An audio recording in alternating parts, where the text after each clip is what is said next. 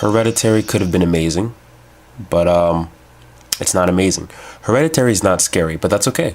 It scared the shit out of everyone around me, and sometimes that's enough. Audience engagement can sometimes be a secondhand high. But what it lacks in horror, it makes up for in quality filmmaking. The atmosphere is thick, the music is fat, some sweet visuals on display here and there. Toni Collette and not Alex Wolff carry it with great performances. The movie accomplishes a lot, the setup being the biggest one.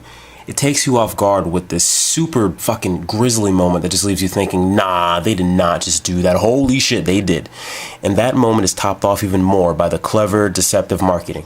But sadly, the dope as fuck intro is also the movie's biggest downfall. It introduces several elements that enshroud the family's dysfunction, like a history of severe mental illness, loss, trauma, grief, emotional reservation, and really odd methods of therapy.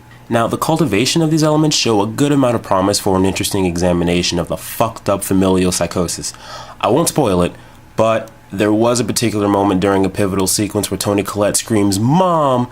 And the context of everything up to that point had me thinking, holy shit, I think we're about to get into some, fucked up, broken headspace. This is getting kind of cool. But unfortunately, the film does a sharp 180 towards the end, and all that potential gets shat on by one of the most unoriginal and borderline cliched plot twists we've seen in many modern horror films, in my opinion. Now, for the record, I'm not saying that sharp 180 contrasts are inherently bad. Not in the slightest. Movies like Beyond the Black Rainbow, Cabin in the Woods, and anything that's not Midnight Meat Train did it well. Did it quite well, actually.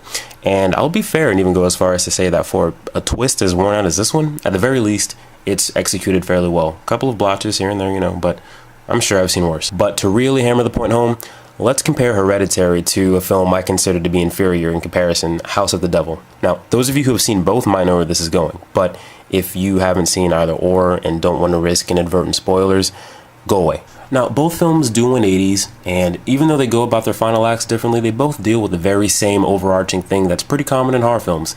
But when all said and done, House of the Devil wins in this regard for one reason: consistency. The reason being that it doesn't introduce enough plot points that suffer from the derailment by the film's climax. It's pretty much just a girl walking through a big-ass empty house for a good chunk of the movie. And then all of a sudden, holy shit, stuff is happening.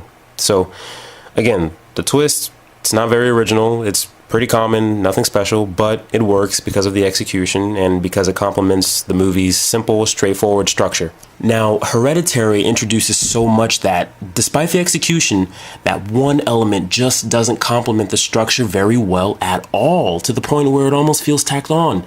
It didn't feel right, man. It just felt like... Look, at the end of the day, it's entertaining for what it is, but the final product really misses the mark, as it could have been something great. I'm glad people enjoyed it. I think the writer-director, Ari Aster, whatever his name is, I think he has a lot of potential, but this was a missed opportunity, and thinking about it just makes me sad. I'm sad.